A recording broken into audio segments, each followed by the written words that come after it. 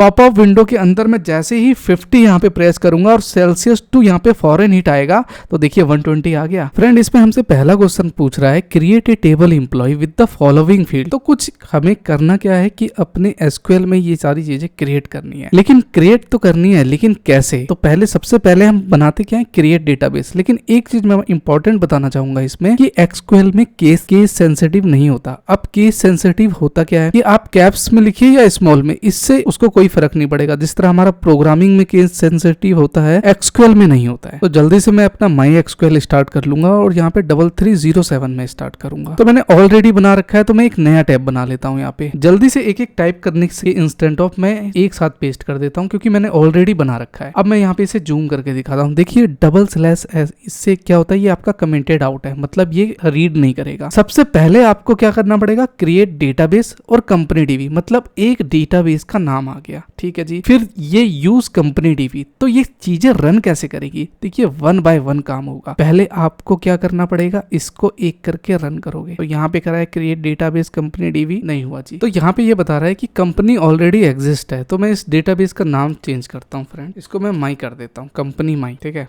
याद रखिएगा क्योंकि ये हर जगह यूज होगा कंपनी माई। अब इसको मैं करता क्या हूँ, अब रन करके देखता हूँ तो देखेंगे कि कंपनी माई आ गया क्योंकि वो ऑलरेडी एग्जिस्ट था। अब इसके बाद क्या करूंगा मैं, यूज कंपनी माई, तो मतलब ये वाली कंपनी माई ही यूज होनी चाहिए, ठीक है जी। इसको रन किया तो ये भी रन हो गया, ठीक है जी। सेव कर दूंगा इसको और फिर इस सारे टेबल को सिलेक्ट करूंगा और फिर इसको रन कर दूंगा मैं, तो ये भी रन हो गया। देखिए क्रिएट टेबल्स बनाने के लिए पहले डेटाबेस बनाएंगे आप और डेटाबेस के अंदर ये यूज करेंगे। फिर कोई भी एम्प्लॉय कोई भी एंटर करेगा तो इसी पैटर्न में ही करेगा, मतलब एम्प्लॉय आईडी होनी चाहिए और एफ नेम होना चाहिए। ये क्या बताता है हमारा स्कीमा कैसा है। जिस तरह ईमेल पे वेर कैर यूज हो रहा है, यहाँ पे मोबाइल नंबर पे वेर कैर दे दिया मैंने, अपना रिटायर डेट दे दिया वेर कैर यहाँ पे, और डिपार्टमेंट इंट होगा मतलब एक इंटीजर नंबर, और मैनेजर की इंट मैंने दे दिया। तो ये तो सारी चीजें हो गई, 3 चीजें हो गई इसमें। अब होगा क्या कि इसके अंदर इंसर्ट वैल्यू भी तो करनी पड़ेगी। तो जल्दी से करता क्या हूँ कि वैल्यू मैंने ऑलरेडी बना रखी है तो मैं इसे पेस्ट कर देता हूँ। ये पैटर्न आपका इंसर्ट इनटू एम्प्लॉय, मतलब पहले एम्प्लॉय आईडी आना चाहिए, फिर उसके बाद F name, M name, L name, ये सारा आना चाहिए, और उसी के अकॉर्डिंग इन्वर्टेड कोमा में जिस तरह वेर केयर आ गया, इंट आपका प्राइमरी है तो 1 2 3 इंक्रीड होता रहेगा इस तरह। तो इस तरह ये सारी मैंने अपनी वैल्यू इसमें इंसर्ट कर दी। अगर पॉइंट का भी कहीं मिस्टेक होगा तो आपका डेटा एरर थ्रू कर देगा। इन सब को सिलेक्ट करूंगा मैं और इसको रन कर दूंगा। हो जियो भाई, चलो ये भी हो गया, बहुत अच्छा। इसका मतलब मेरे डेटाबेस में इंसर्ट वैल्यू चली गई है। तो हमसे कह रहा था कि यूज अंडरलाइन इज प्राइमरी की input meaningful data 10 records, underlines primary 10 records हमने कर दिया, ठीक है जी। Find out employ ID and names who salary is greater than और इक्वल टू 35,000। तो ये हमें क्या है, एक क्वेरी सर्च करनी है जिसकी सैलरी ग्रेटर देन और इक्वल टू 35,000 के बराबर हो। तो मेरे को पता है फ्रेंड, क्वेरीज ना रन करने के लिए मेरे को पहले क्या टाइप करना पड़ेगा, सिलेक्ट का मतलब मैं सिलेक्ट कर लूंगा, लेकिन किससे। तो पहला मेरा क्या है यहाँ पे EMP_ID, ये वाला देखिए एम्प्लॉय आईडी है, हाँ ठीक है जी, एम्प्लॉय आईडी है। फिर कॉमा F_name है, ठीक है जी, फिर कॉमा दूंगा इसमें, और फिर L_NAME नेम, ये मैंने दे दिया कि ये सिलेक्ट आईडी ले लो, F नेम ले लो और लास्ट उसका नेम ले लो। इससे क्या होगा कि हमारा जो रहेगा एक ही एम्प्लॉय का आएगा, उसका ये थोड़ी ना कि सबका एक फुल नेम भी वही रहेगा, एम्प्लॉय आईडी भी वही रहेगा, सबका अलग अलग हो जाएगा। तो मैंने ये एक सिलेक्ट कर दिया। अपने हिसाब से आप भी कुछ भी सिलेक्ट हो सकता है, आप मोबाइल नंबर से भी कर सकते हो कि मोबाइल नंबर, लेकिन पर्टिकुलर मोबाइल नंबर देना पड़ेगा उसके लिए। तो मोबाइल नंबर का शो करेगा, तो मेरे को मीनिंगफुल यहाँ पे नाम देखना है और तब उसकी सैलरी देखनी है। तो मैं क्या करूंगा, यहाँ पे पहले टाइप कर देता हूँ फ्रॉम, और यहाँ से करूंगा किससे उठाएगा, कौन से टेबल से उठाएगा, तो वो एम्प्लॉय के टेबल से उठाएगा। तो ये एम्प्लॉय मैंने बना रखा है, हाँ जी ठीक है, एम्प्लॉय बना रखा है, तो फ्रॉम एम्प्लॉय से उठाएगा। फिर यहाँ पे क्या करूंगा मैं, वेयर जिसकी क्या है सैलरी, जिसकी salary greater than equal to, यहाँ पे अगर 35,000 हो, और ये मैंने इसको कॉलन लगा, ठीक है, यहाँ पे कॉमा नहीं आए, ठीक है। अब मैं करूंगा क्या फ्रेंड, इस सबको सिलेक्ट करूंगा और फिर मैं रन करूंगा। तो मेरी 35 से जो ग्रेटर है, मतलब 35,000 और उससे इक्वल है, तो वो डेटा शो करके दिखाने देना चाहिए। तो चलिए रन करते हैं इसको। तो आप देखेंगे कि राजेश, अनीता, विक्रम, प्रिया, रोहित, इन सबका जो है फर्स्ट नेम, एम्प्लॉय आईडी 35,000 से, लेकिन सैलरी तो किसी की निकल के ही नहीं आई कि सैलरी क्या है भाई। तो यहाँ पे देखिए, इसको टेबल को पहले क्लोज करिए, एफ नेम हो गया यहाँ पे, और लास्ट में क्या है सैलरी। तो मैं यहाँ पे करूंगा क्या, एक कॉमा सैलरी भी दे देता हूँ, सो दैट कि मेरे को रीडेबल हो कि 35,000 भी तो आना चाहिए। कैसे पता चलेगा कि किसकी कितनी सैलरी है। अब मैं रन करूंगा तो अब देखिए यहाँ पे 35,000 से ऊपर का डेटा पूरा आ गया यहाँ पे। तो बस यही चीज हमें क्वेश्चन में पूछा था जो हमने इसे बता दिया। दूसरा पूछ रहा है list out all employ who work under manager ID 100। तो मैनेजर आईडी 100 के अंदर में तो मैं क्या करूंगा यहाँ पे अपना इसको क्रॉस कर देता हूँ और इसको यहाँ पे हटा देता हूँ। तो सिलेक्ट पहले क्या करूंगा मैं अपना एम्प्लॉय की आईडी ले लिया, ठीक है जी। फिर वही अपना यहाँ पे एफ नेम आ जाएगा और यहाँ पे मैं क्या करता हूँ फ्रेंड एम ले लेता हूँ, एम नेम ले लिया और लास्ट नेम भी ले लेता हूँ, फिर मैनेजर आईडी ले लेता हूँ। अब ये किस में से डेटा फेस करना चाहिए, तो फ्रॉम एम्प्लॉय में से। देखिए मैंने केस सेंसिटिव का यूज किया है, यहाँ पे मैंने स्मॉल पे लिख दिया लेकिन ये फिर भी रीड करेगा। वेयर WHER वेयर मतलब मैनेजर की जो आईडी है वो हमारी क्या है इक्वल टू ये 100 था, ये वाला यही कमांड थी। अब मैं इसे सबको सिलेक्ट करता हूँ और रन करता हूँ तो यहाँ पे नल आ गया, मतलब कुछ है ही नहीं। तो क्या दिखाएगा यहाँ पे मैनेजर की आईडी वगैरह यहाँ पे कुछ है ही नहीं, employ F name L names manager ID कुछ दिखाया ही नहीं है यहाँ पे। तो डेटा में रहेगा तभी तो दिखाएगा आपका। तो देखिए क्वेश्चन में क्या कह रहा है, list out all the employees who work under manager ID 100। तो मैनेजर आईडी 100 के अंदर कोई काम नहीं कर रहा है। अगर यहीं पे मैं कमांड अगर चेंज करूंगा तो इसीलिए मेरा डेटा यहाँ पे शो नहीं कर रहा था। मैं यहाँ पे करता क्या हूँ, ग्रेटर देन का साइन लगा देता हूँ कि ग्रेटर देन 100 से जो जो काम कर रहा है ना उसका डेटा आना चाहिए। तो यहाँ पे डेफिनेटली शो होना चाहिए। तो देखिए शो हो गया यहाँ पे, इसीलिए क्योंकि 100 आईडी किसी की दिख ही नहीं रही है, इसीलिए मेरा यहाँ पे टेबल शो नहीं कर रहा था। तीसरा मुझसे पूछ रहा है list out all the employ whose last name start with S. तो देखिए यहाँ पे सिंपल है, लास्ट नेम हमें पहले कंसीडर करना है कि लास्ट नेम जो स्टार्ट होता है अपना। तो मैं पहले क्या डालूंगा, एम्प्लॉय आईडी, ठीक है। फिर एफ नेम डाल दिया, एम नेम डाल दिया, एल नेम डाल दिया। यहाँ से मैं मैनेजर हटा देता हूँ और फिर यहाँ पे करूंगा क्या, फ्रॉम एम्प्लॉय से ही डेटा लेगा। वेयर जहाँ पे लास्ट नेम, अब इस जगह पे मेरे को चेंज करने की जरूरत है जहाँ पे लास्ट नेम जो होना चाहिए मेरा यहाँ पे लाइक किसकी तरह डबल इन्वर्टेड कॉमा में एस और मॉड्यूलस का साइन दे दूंगा यहाँ पे और सेमीकोलन दूंगा। अब मैं इसको रन करके देखता हूँ यहाँ पे।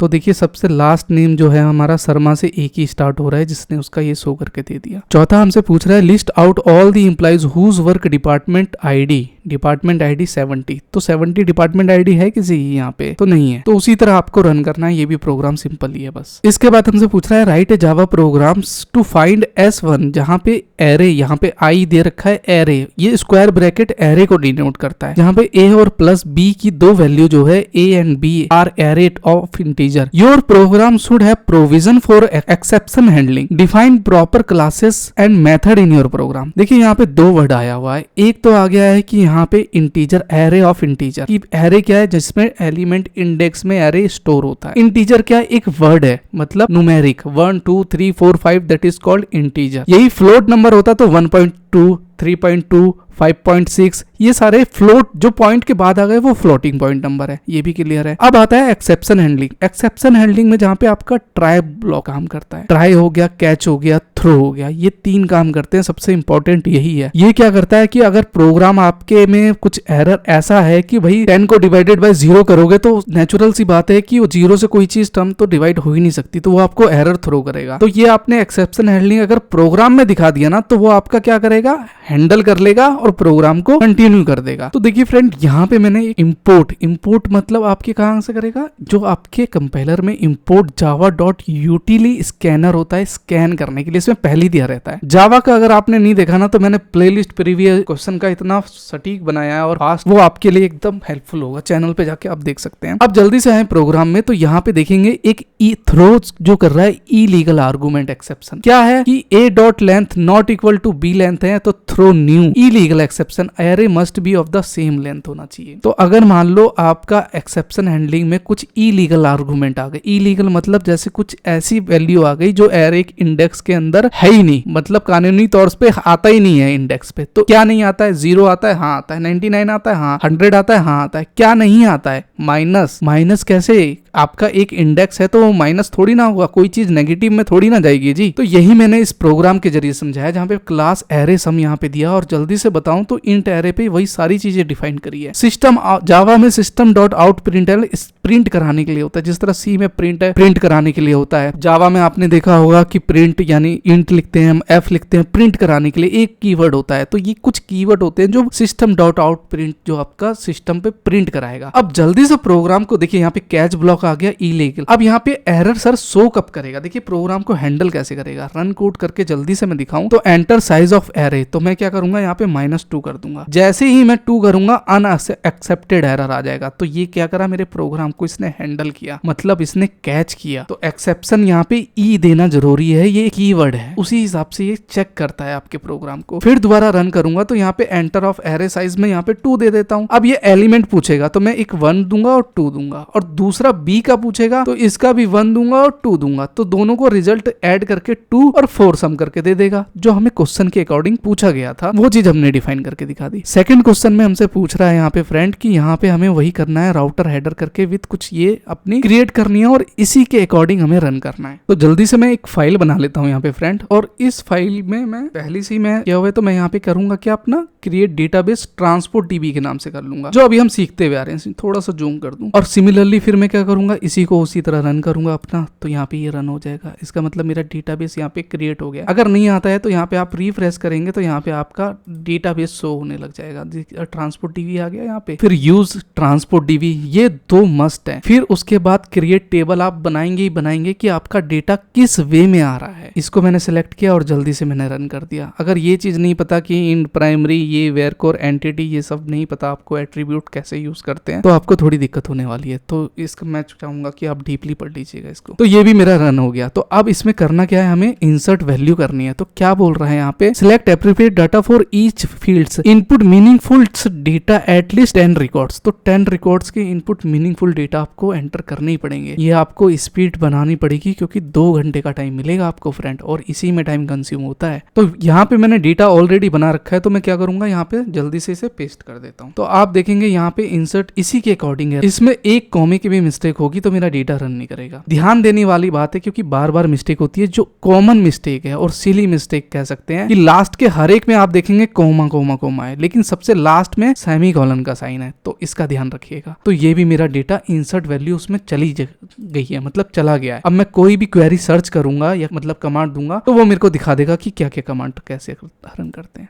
तो मैं जल्दी से मैंने सारे रिकॉर्ड के अपने यहाँ पे क्वेरी पेस्ट कर दिया। मैं जल्दी से रन करके दिखाता हूँ क्योंकि एग्जाम का टाइम है। देखिए सिलेक्ट मतलब सिलेक्ट कर लो, एस्ट्रिक का साइन होता है, यानी ऑल डाटा, सारी डाटा को वो सिलेक्ट कर लेगा। फेयर जो है 400, सॉरी कहाँ गया, हाँ ऑर्डर बाय डिस्टेंस ACS यहाँ पे। अब मैं इसको सिलेक्ट करके रन करूंगा तो ये सारा दिखा देगा यहाँ पे। तो देखिए यहाँ पे रिकॉर्ड में पूछ क्या रहा था, तो display all the record sorted ascending order with respect to distance. तो असेंडिंग ऑर्डर डिस्टेंस के अकॉर्डिंग मेरे को 5, 4, 6 यहाँ पे आप देखेंगे। असेंडिंग ऑर्डर में मेरा क्या है, यहाँ पे कैटेगरी आ गई, AC sleeper Volvo, AC non AC sleeper Volvo, non AC sleeper यहाँ पे आ गया। तो डिसेंडिंग ऑर्डर मेरा कहाँ पे जाएगा, यहाँ पे डिस्टेंस पे जाएगा। तो पहले 150 है, 170 है, फिर 80, ऐसे ऐसे करते बढ़ता जाएगा। तो ये मेरी असेंडिंग ऑर्डर में इसने एक शो करके दिखा दिया यहाँ पे। फिर सेकंड है to display the route ID and route number whose fare 400 greater than 400, मतलब 400 से ज्यादा हो। तो देखिए यहाँ पे 400 से ज्यादा हो तो सिलेक्ट रूट ID और रूट नंबर फेयर लिखूंगा, और रूट हेडर मतलब टेबल का नाम दूंगा, फ्रॉम जहां से हम टेबल लेंगे, वेयर जहां ग्रेटर देन 400 है उसका दिखा देना चाहिए डेटा। तो आप डिस्प्ले करेंगे तो देखिए ये सारे रूट नंबर का 400 से ऊपर का डेटा आ गया। सिमिलरली तीसरा क्या है, डिस्प्ले एवरेज टोटल फेयर है, तो इसको सिलेक्ट करूंगा तीसरे को और इसको रन करके दिखा दूंगा। तो ये देखिए एवरेज फेयर 400 आ गया। और यही अगर मैं 4 को रन करूंगा यहाँ पे जल्दी से, तो यहाँ पे ये क्या है,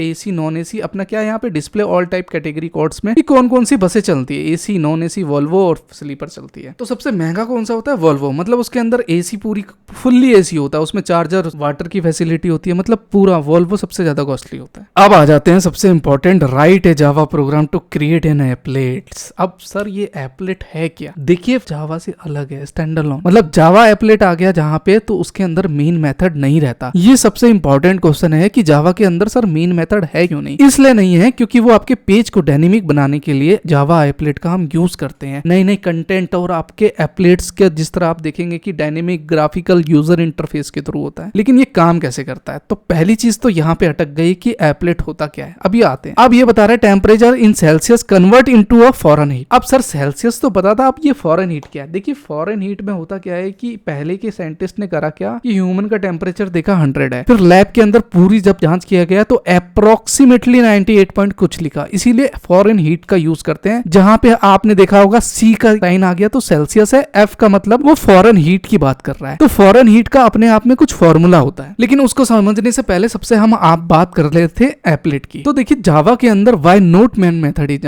जावा applet do not require main method because they are not standalone application, instead they operate within a container environment such as a Java enabled web browser और एप्लेट व्यूअर। क्लियर नहीं हुआ, कोई बात नहीं। सच एज अ जावा इनेबल का मतलब है कि आपका वेब पेज जो है एक डायनेमिक है और जावा इनेबल्ड है, मतलब वो डायनेमिक तरीके से परफॉर्म करके दिखाएगा। होता नहीं है कि आपने क्लिक किया तो वो 3-4 कैलकुलेशन करेगा, फिर एक विंडो पॉपअप होगी, उसके बाद कैलकुलेशन चालू हो जाएगी, या मतलब टेम्परेचर वो कुछ चीज कैलकुलेशन अपने आप करते जाएगा, तो वो क्या जावा इनेबल्ड है। तो होता नहीं है कि आपका वेब पेज होता है कि मान लो आपने यूट्यूब चलाया तो कैसे उसमें यूट्यूब में चलने लगता है, एरो की से आप करते हो, तो क्रोम क्या है, जावा इनेबल्ड है। इसीलिए अब क्वेश्चन आता है कि व्हाई वी यूज एप्लेट। देखिए Java applet are primary use to embedded dynamic interact content within web page. मतलब एम्बेडेड का मतलब होता है जोड़ देना, interact content with web page मतलब कंटेंट इंटरेक्ट जो उसके इंटरेक्ट में आएगा उसमें कंटेंट जो है वो डायनेमिक देगा।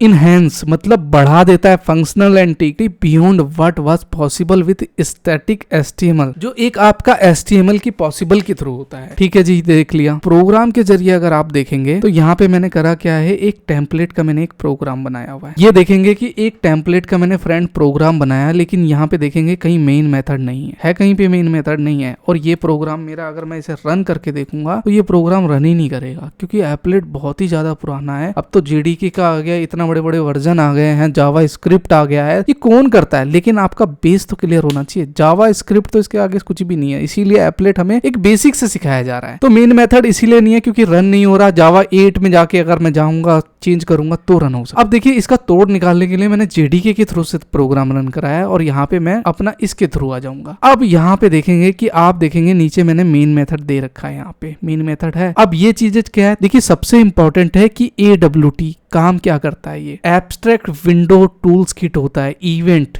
जावा स्विंग क्या है, तो एक जे फ्रेम क्या है, एक टेबल पॉपअप होगी जिसमें एक्शन लिस्नर होगा। एक्शन लिस्नर मतलब मैं कोई कंटेंट डालूंगा तो वो कंटेंट शो कर देगा, लेकिन क्या शो करेगा तो यहाँ देख लेते हैं। एग्जाम्पल 50 डिग्री, हमसे सेल्सियस और डिग्री के बारे में बात हो रही थी, तो फॉरेन हीट का यहाँ पे सेल्सियस का अगर मैं देखूंगा तो 122 ये अपना फॉरेन हीट का दिखाता है, और सेल्सियस का अगर मैं करूंगा इफ का तो यहाँ पे 10 दिखाएगा, मतलब this is a cool weather और this is a very hot. अब मैं ये प्रोग्राम के जरिए आपको प्रूफ करके दिखाता हूँ। ये याद रखिएगा 50 का यहाँ पे 122 है और यहाँ पे 50F का यहाँ पे 10 डिग्री है। ठीक है, अब मैं प्रोग्राम को यहाँ पे रन करता हूँ, तो जैसे ही मैं प्रोग्राम को रन करूंगा तो एक पॉपअप विंडो आ जाएगी। पॉपअप विंडो के अंदर मैं जैसे ही 50 यहाँ पे प्रेस करूंगा और सेल्सियस टू यहाँ पे फॉरेन हीट आएगा, तो देखिए 120 आ गया, और फॉरेन हीट टू सेल्सियस करूंगा तो कितना था, 10 था, तो 10 आ गया यहाँ पे। बस यही चीज कमांड थी। लेट से इसका बॉक्स का साइज क्या बढ़ाना है, ये सब क्या है, ये सारी क्या है, इवेंट लिस्नर के थ्रू है, जहां पे मैंने एक पैडिंग की साइज दे रखी है। ये देखिए सेट साइज दे रखा है यहाँ पे कि भैया इसका विड्थ कितना होना चाहिए। लीजिए ना, इसको 600 कर लीजिए, एक एग्जाम्पल के थ्रू। आप प्रोग्राम को किसी एग्जाम्पल के थ्रू समझेंगे तो आपको बहुत अच्छा क्लियर हो जाएगा। वैसे मैंने इसका एब्स्ट्रैक्ट विंडो टूल्स किट्स का मैंने बहुत अच्छी तरीके से जावा में पहले अपना चैनल पे बता रखा है, और इसकी मैंने प्रीवियस ईयर की क्वेश्चन भी सॉल्व करके दिखाए हुए हैं यहाँ पे। तो पहले इस प्रोग्राम को मैं क्लोज कर देता हूँ। अब देखेंगे कि पहले से मेरी विंडो जो है ज्यादा पॉपअप बड़ी होके आई है, क्योंकि यहाँ पे मैंने उसका साइज अलग करके दे दिया। तो बस यही था हमारा, तो ये वाला भी क्वेश्चन हमारा यहाँ पे फॉरेन हीट का क्लियर हो गया। थर्ड हमसे पूछ क्या रहा है फ्रेंड, थर्ड हमसे पूछ क्या रहा है कि create the following insert student, ये सारी है, और लिस्ट ऑफ नंबर वैसे ही परफॉर्म करके दिखाना है। तो जल्दी से क्या करूंगा, मैं एक नया टैब ओपन कर लेता हूं और इसमें मैंने सारी ऑलरेडी वैल्यू यहाँ पे पेस्ट कर दिया। क्रिएट डेटाबेस में वैसे ही मैंने जो अभी अपना सिलेक्ट करके किया था, तो सिलेक्ट करके आप इसको एक एक करके रन कर दीजिएगा तो नीचे रन हो जाएगा। फिर डीवी को भी ऐसे ही रन कर दीजिएगा। फिर टेबल आपने बनाई है तो उस टेबल के अकॉर्डिंग हम यहाँ पे रन कर देंगे। देखिए फ्रेंड्स, इसमें फॉरेन की किस लिए होता है, एक फॉरेन की होता है रेफरेंस देने के लिए, स्टूडेंट नंबर कोर्स, यहाँ पे जो है एटॉमिक वैल्यू चलती है। अब सर यही एटॉमिक वैल्यू क्या है, कोई आपसे पूछ ले कि फर्स्ट नॉर्मल फॉर्म क्या होता है, तो मस्ट भी यहाँ पे एटॉमिक वैल्यू अगर आप देखेंगे, first normal form, second normal form, third normal form. जल्दी से दिखाऊं तो देखिए फर्स्ट नॉर्मल फॉर्म में हमें बता रहा है ensure that each attributes column in A table content only atomic value, तो यहाँ पे एटॉमिक वैल्यू होनी चाहिए। How achieve, eliminate repeating group data creating example. Second NF क्या होगा, पार्शियल डिपेंडेंसी, मतलब आप पार्शियल डिपेंडेंसी क्या है, देखिए पार्शियल एग्जिस्ट्स व्हेन नॉन की attributes depend only parts of the primary की, तो हम पहले प्राइमरी की देते हैं तो उसमें पार्शियल डिपेंडेंसी नहीं होना चाहिए, और थर्ड में ट्रांजिटिव डिपेंडेंसी नहीं होनी चाहिए। ये तीन फॉर्म आपको याद ही करने पड़ेंगे, तभी जाके आप अपना MySQL यहाँ पे अच्छे से सीख पाएंगे कि ये चीज कैसे काम कर रही है। मेरा बताने का मेन मोटिव सिर्फ यही था। तो दूसरा टेबल मैं यहाँ पे क्रिएट करूंगा यहाँ पे, तो इसको भी मैं रन कर देता हूँ, और फिर यहाँ पे मैंने इंसर्ट कर रखी है वैल्यू। तो पहले मैं अपनी क्या करूंगा, ये वाली इंसर्ट वैल्यू करूंगा, एनरोल वाली, इसको इंसर्ट कर दिया। फिर दूसरी वाली वैल्यू इंसर्ट करूंगा यहाँ पे, इसको भी इंसर्ट कर दिया। और फिर हमसे पूछा क्या था, student number, enrolments where course number 1 2 3, तो 1 2 3 का कोर्स यहाँ पे जो रहेगा वो शो कर देगा 101 पे। बहुत अच्छा जी। सेकंड क्या कह रहा है कि select course name section from teach where prof Mishra, क्या बात है जी, ये तो सबटाइटल आ गया हमारा। List all the course taught by professor Mishra ये कोइंसिडेंस हो गया, चलिए कोई नहीं। तो यहाँ पे मैं इसको सिलेक्ट किया और यहाँ पे मैं इसको रन कर दूंगा। तो यहाँ पे कोर्स 123 जो है वही मिश्रा जी पढ़ा रहे हैं। थर्ड का मैं सर्च करूंगा सिलेक्ट स्टूडेंट नंबर सेक्शन पे, और इसको सिलेक्ट करके मैं रन करूंगा यहाँ पे। और फिर हमारा क्या है यहाँ पे, तो स्टूडेंट नंबर और सेक्शन, यहाँ पे कुछ है ही नहीं डेटा में। थर्ड में यहाँ पे सिलेक्ट डिस्टेंस प्रूफ यहाँ पे फ्रॉम टीच कर रहा है यहाँ पे, तो इसको सर्च करूंगा तो प्रोफेसर यहाँ पे मिश्रा आ गया। तो बस इसी तरह हमारा 4 यहाँ पे पॉइंट पूछा था, तो चारों हमने यहाँ पे रन करके दिखा दिया। तीसरा हमसे ये कह रहा है कि create an applet using Java which take name of any person input, display it reverse, use appropriate GUI। अब GUI का मतलब क्या हुआ, ग्राफिकल यूजर इंटरफेस, मतलब मैं एक नाम डालूंगा अपना तो वो क्या करेगा, उसको रिवर्स करके दिखा देगा। लेआउट इन योर एप्लेट, तो एप्लेट तो जावा सपोर्ट ही नहीं करता है, लेकिन JDK के वर्जन के थ्रू आप दिखा सकते हैं। तो ये मैं बार बार यही कह रहा हूं आपसे कि ये आप ये चीज इंपोर्ट जावा, ये चीज अपने JDK डाउनलोड कर लीजिएगा और एनवायरमेंट वेरिएबल में सेट कर दीजिएगा, तो आपका प्रोग्राम रन हो जाएगा। तो मैंने इसका भी तोड़ निकालने के लिए मैंने यहाँ पे देखिए रिवर्स नेम में एक प्रोग्राम बनाया। सिमिलरली उसी तरह है, ज्यादा टिपिकल नहीं है। डीप में जाने के लिए अगर आपको सर्च करना होगा तो आप चैनल पे जाके कंटेंट सर्च कर लीजिएगा, आपको सारी चीजें फील्ड पता चल जाएगी, एक एक शो कैसे और क्या काम कर रहा है अपना। अब यहाँ पे मैं जल्दी से नाम इंसर्ट करूं, तो यहाँ पे मैं नाम कर देता हूँ चंदन, और यहाँ पे शो रिवर्स करूंगा तो ये इसको जस्ट रिवर्स करके दिखा देगा। तो ये क्या है, ग्राफिकल यूजर इंटरफेस है। तो पब्लिक क्लास में रिवर्स नेम एक्सटेंड जरूर आएगा, जे फ्रेम आएगा मेरा, और एक्शन लिस्नर आना चाहिए। ये कीवर्ड आपको देना ही पड़ेगा और इंप्लीमेंट्स के थ्रू होगा। एक दो बार आप करते रहेंगे तो आपको सारा क्लियर हो जाएगा। तो ये थर्ड भी देख लिया, और देखिए फोर्थ मैं आपको सोच रहा हूँ कि क्वेश्चन दे दूं, आप खुद से सॉल्व कर लीजिएगा, ज्यादा है नहीं अपना टिपिकल। उसी तरह डेटाबेस बनाना है और सारा क्रिएट वैसे ही करना है। करिए क्या, एम्प्लॉय का EID बनाइए, नेम एज एड्रेस, इतना तो अब सारा डिस्प्ले हो गया। एक बार खुद से प्रैक्टिस करके देखिए, डेफिनेटली हो जाएगा आपसे। Right a Java programme multiplication 2 matrix, ये भी ज्यादा नहीं है, 2 मैट्रिक्स का मल्टीप्लिकेशन बताना है, और आल्सो प्रोविजन एक्सेप्शन हैंडलिंग जो ट्राई कैच के ब्लॉक के थ्रू काम करता है। चलो इसका प्रोग्राम दिखाई देता हूं मैं। देखिए इसमें क्या है, इंपोर्ट वही यूटिल स्कैनर के थ्रू होगा, और एक क्लास मैंने बना दिया इनवैलिड मैट्रिक्स के नाम पे। एक्सटेंड एक्सेप्शन मैंने कर दिया, क्यों, क्योंकि मेरा यहाँ पे एक्सेप्शन हैंडलिंग है, और क्लास एक मैट्रिक्स के नाम पे बनाया, जहां पे मैं करके आ रहा हूँ रो और कॉलम। तो मैंने यहाँ पे एरे डिफाइन कर दिया। देखिए पैरामीटराइज में मैंने करा क्या, इंट रो इंट कॉलम दिया, और दिस डॉट क्या दिया अपना, ये दिस और dot row rows, this dot columns. अब डेटा न्यू डेटा रो और कॉलम में आ गया। तो ये दिस का हम कीवर्ड यूज क्यों करते हैं, ये भी इंपॉर्टेंट है सबसे। तो देखिए दिस कीवर्ड का यूज होता है एक रेफरेंस देने के लिए अपने करंट ऑब्जेक्ट में। तो मेरा करंट ऑब्जेक्ट किस लिए है, ये एक कंफ्लिक्ट दूर करता है कि करंट ऑब्जेक्ट कौन सा है और नॉर्मल आपका ऑब्जेक्ट कौन सा है, मतलब ठीक है ना। तो ये जो करंट ऑब्जेक्ट रहेगा उसी को यूज करेगा। दिस कीवर्ड अगर आप चैनल पे सर्च करके देखेंगे तो आपको एकदम क्रिस्टल क्लियर होगा, दिस कीवर्ड भी बता रखा है। जल्दी से प्रोग्राम रन करके देखिए, इसमें आउटर और इनर रूप चलता है। तो जल्दी से मैं प्रोग्राम रन करके दिखाता हूँ। यहाँ पे रन कोड करा, तो यहाँ पे क्या कह रहा है, enter row column of a matrix. तो मेरा मतलब 3/3 का था, तो 3 कर देता हूँ। तो यहाँ पे करता क्या हूँ 0, तो 3 enter row and column matrix B. अब मैं करूंगा क्या यहाँ पे मैट्रिक्स बी का, तो इसे 3 कर देता हूँ और यहाँ पे 0 कर देता हूँ। एंटर एलिमेंट्स, यहाँ पे error matrix multiple not possible column A must be row. तो देखिए एंटर रो और कॉलम ऑफ ए मैट्रिक्स, यहाँ पे सिस्टम एरर हैंडलिंग आना था ना, तो देखिए कैच में इसने करा क्या, एरर एरर एरर, यहाँ पे कैच कर लिया इसने। तो ये आपके क्या करेगा, प्रोग्राम को कैच कर लेगा। देखिए कैच ब्लॉक चलेगा, फिर ट्राई, उससे पहले ट्राई आ गया, और इससे पहले अगर आप ऊपर देखेंगे तो थ्रो का भी ऑप्शन आपको दिख जाएगा। यहाँ पे थ्रो का देख रहे हैं ना। यहाँ पे अगर मैं रन कोड करके दिखाऊं तो यहाँ पे कॉलम मैट्रिक्स ए का 3/3 एंटर एलिमेंट्स 3 0 1 2 3 4 5 6 7 8। फिर बी का क्या करूंगा मैं, 3/3 का रहेगा, ये भी 3/3 का रहेगा। फिर यहाँ पे मैं क्या करूंगा, यहाँ पे कर देता हूँ मैं, यहाँ पे 8 7 6 5 4 3 2 1 0। तो यहाँ पे दिखाएंगे मैट्रिक्स ए की एलिमेंट ये है और बी की ये है, और result of matrix A into B मेरा ये रह जाएगा। जिस तरह मान लो यहाँ पे ए और इंटू बी दोनों को इंटू करके इसने दिखा दिया। तो इसी तरह हमारा कुछ मैट्रिक्स काम करता है। तो okay friends, best of luck और एग्जाम। तो मिलते हैं ऐसी इंटरेस्टिंग वीडियो के साथ में। बाकी प्रैक्टिस कर लीजिएगा, 2 घंटे का टाइम मिलेगा।